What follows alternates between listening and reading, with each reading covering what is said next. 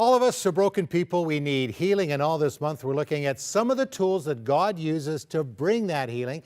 Dr. Rob Reimer is the author of Soul Care, 7 Transformational Principles for a Healthy Soul. Today, Rob, we want to talk about self-awareness. How do we get there to know that we might even have a problem? Yeah, you know, self-awareness is really the gateway to transformation. It doesn't guarantee it, but you can't get there without it. We use an expression lots of times in the U.S. We say, you know, what you don't know won't hurt you. But the truth is, what you don't know about your soul is already killing you. So I think the primary tools to gaining self-awareness, one, I think sometimes God brings light into the dark places, and we need to stand in the light with God and others. But two, sometimes we're truth-avoidant creatures. We're reluctant to receive the light God offers. That's why we need community again, where people hold up a mirror to us and go, do you know this about yourself? Do you see this? And then there's this place where I have to reflect on both of those occurrences, where God is speaking and through His Word, through His Spirit, and where people are talking to me. And then I need to take that inside with God in reflection and really draw near and figure out what's happening and why do I do what I do.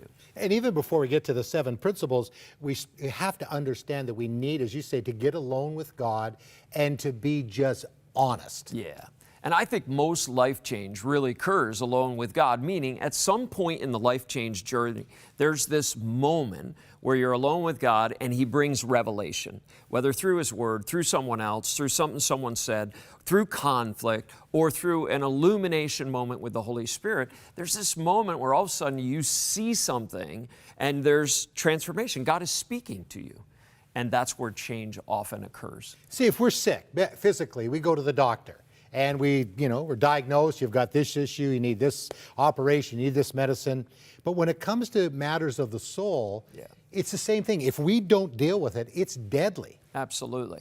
And again, so often what happens is we deal with symptoms. If you're sick and you go to the doctor may treat symptoms, but he's going to find the disease. He wants to get the disease. If he gets the disease, he can bring a cure. He can't cure you by treating symptoms. So sin management and behavior management often doesn't bring the cure. This is why Jesus says stuff like, it's out of the overflow of the heart that someone speaks, thinks, or acts, right? Because he talks about adultery as part of flowing out of the heart. That's an action.